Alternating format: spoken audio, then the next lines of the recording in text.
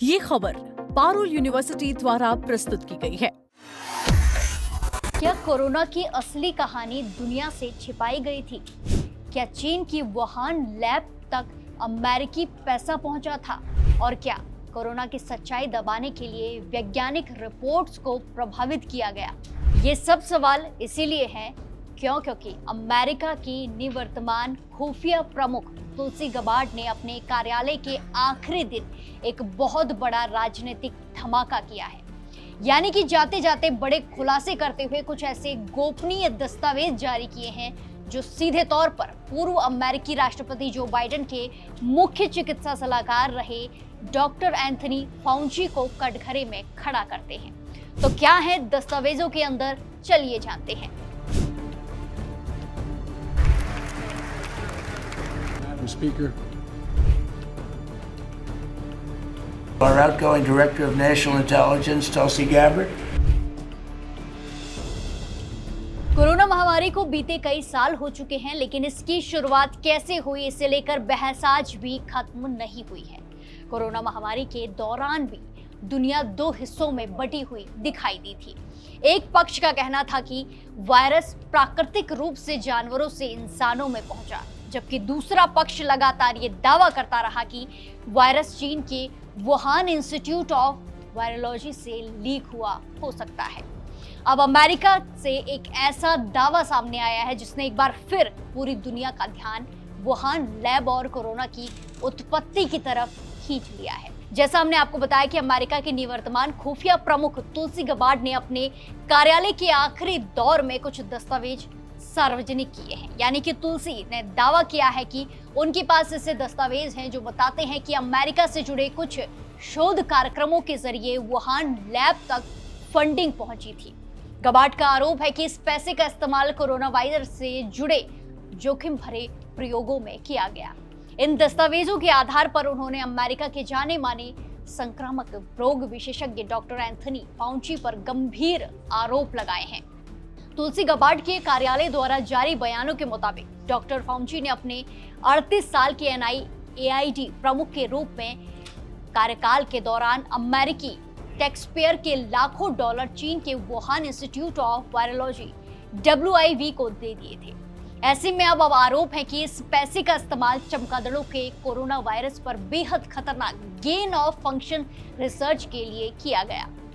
इतना ही नहीं, गबार्ड ने आरोप लगाया है कि फाउची ने बड़ी फार्मा कंपनियों के फायदे और ट्रिलियन डॉलर के यूनिवर्सल वैक्सीन बाजार को बढ़ावा देने के लिए इस जोखिम भरे रिसर्च को बढ़ावा दिया।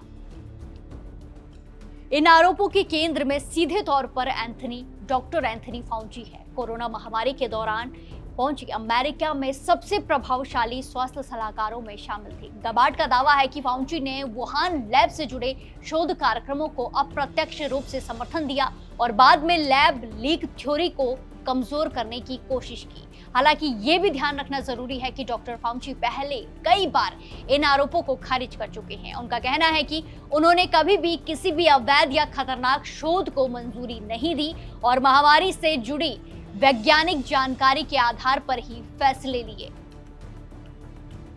तुलसी गबार्ड के आरोप केवल फंडिंग तक सीमित नहीं है। उनका कहना है कि कोरोना की उत्पत्ति से जुड़ी खुफिया रिपोर्ट्स को प्रभावित करने की कोशिश हुई। उनके मुताबिक कुछ वैज्ञानिकों को प्राथमिकता दी गई, जबकि अलग राय रखने वाले विशेषज्ञों को पर्याप्त महत्व नहीं मिला। दस्तावेजों के हवाले से दावा किया गया है कि डॉक्टर फाउची ने पर्दे के पीछे रहकर अमेरिकी खुफिया समुदाय के आकलनों को प्रभावित और मैनिपुलेट किया। फाउची ने अपने पसंद के वैज्ञानिकों को खुफिया एजेंसियों को सलाह देने के लिए चुना। इन वैज्ञानिकों ने यह रिपोर्ट तैयार की कि कोरोना वायरस प्राकृतिक रूप से फैला है, ना कि लैब से। यानी गबार्ड ने यह भी आरोप लगाए हैं कि फाउची ने इस पूरे मामले के सच को दुनिया से छिपाया। महामारी के दौरान कुछ वैज्ञानिकों और अधिकारियों ने ऐसे रिपोर्ट को बढ़ावा दिया जिसमें वायरस की प्राकृतिक उत्पत्ति की बात कही गई, जबकि लैब लीक की संभावना को गंभीरता से नहीं लिया गया और बाद में ऐसे रिपोर्ट को वैज्ञानिक सहमति बताकर सार्वजनिक किया गया, लोगों के सामने लाया गया, ताकि लैब लीक वाली बात को दबाया जा सके और फाउची का खुद का बचाव हो सके। कई विशेषज्ञों की राय को नजरअंदाज किया गया और एक विशेष नैरेटिव को आगे बढ़ाया गया, यानी जो एक्सपर्ट्स इस कहानी से असहमत थे उन्हें पूरी तरह नजरअंदाज कर दिया गया। इसी के साथ तुलसी गबार्ड ने डॉक्टर फाउची पर अमेरिकी संसद के सामने कसम खाकर झूठ बोलने का सीधा आरोप लगा दिया है और दस्तावेजों में ये सबसे गंभीर आरोप माना जा रहा है। ये आरोप तब के हैं जब जून 2024 में संसद की सुनवाई के दौरान जब फाउची से बार बार पूछा गया था कि क्या उन्होंने कोरोना या वायरस रिसर्च को लेकर कभी FBI या CIA जैसी खुफिया एजेंसियों से वायरस रिसर्च को लेकर बात की थी। तो फाउची ने साफ मुस्कुराते हुए कहा था कि उनकी जानकारी में ऐसी कोई बात नहीं हुई है। लेकिन नए दस्तावेज गवाही देते हैं कि फाउची ने संसद से झूठ बोला था। तुलसी गबार्ड ने कहा कि सच को छिपाने के लिए डॉक्टर फाउची ने जो हथकंडे अपनाए वो सीधे तौर पर डीप स्टेट की रणनीति का हिस्सा है। उन्होंने कहा कि कोरोना महामारी ने लाखों अमेरिकी नागरिकों और दुनिया भर के अनगिनत लोगों को भयानक दर्द और मुश्किल दी है। बरसों के झूठ, सेंसरशिप और सच को दबाने के बाद अब अमेरिकी जनता पारदर्शिता, सच्चाई और जवाबदेही की हकदार है।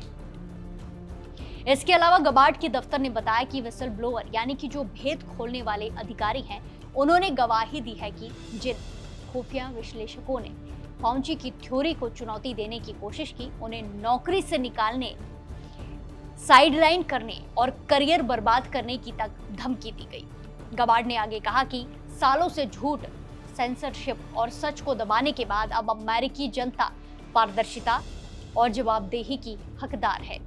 इन खुलासों के बाद अमेरिका में राजनीतिक बहस तेज हो गई है। डोनाल्ड ट्रंप के समर्थक लंबे समय से लैब लीक थ्योरी की जांच की मांग कर रहे हैं।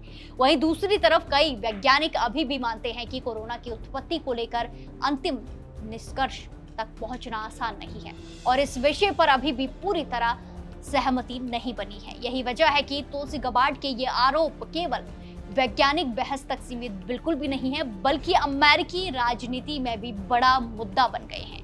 आने वाले दिनों में इस मामले पर नई जांच, संसदीय बहस और राजनीतिक टकराव देखने को मिल सकता है। सबसे महत्वपूर्ण बात यह है कि तुलसी गबार्ड द्वारा जारी दस्तावेज जो डॉक्यूमेंट है और जो आरोप की स्वतंत्र पुष्टि अभी व्यापक रूप से नहीं हुई है। वहीं डॉक्टर फाउची की तरफ से इन नए आरोपों पर विस्तृत प्रतिक्रिया का इंतजार किया जा रहा है। यानी कोरोना की शुरुआत को लेकर जो सवाल साल 2020 में उठे थे वो एक बार फिर दुनिया के सामने खड़े हो गए हैं। क्या वायरस प्राकृतिक था या लैब से लीक हुआ था, और क्या पूरी सच्चाई अभी भी दुनिया के सामने नहीं आई है? इन सवालों के जवाब आने वाले समय में ही साफ हो पाएंगे। कोरोना महामारी ने पूरी दुनिया को बदल दिया, लाखों लोगों को प्रभावित किया, करोड़ों लोग तक यहाँ प्रभावित हुए थे, लाखों लोगों की जान गई और वैश्विक अर्थव्यवस्था को भारी नुकसान झेलना पड़ा। ऐसे में याद महामारी की उत्पत्ति से जुड़ा कोई नया तथ्य सामने आता है तो उसका असर केवल अमेरिका या चीन तक सीमित बिल्कुल भी नहीं रहता, बल्कि पूरी दुनिया पर पड़ता है। फिलहाल तुलसी गबार्ड के दावों ने एक बार फिर कोरोना की असली कहानी पर बहस को तेज कर दिया है। आपकी क्या कुछ राय है, कमेंट्स में जरूर बताएं और बाकी देश और दुनिया की तमाम बड़ी अपडेट्स के लिए जुड़े रहिए दैनिक जागरण के साथ। नमस्कार।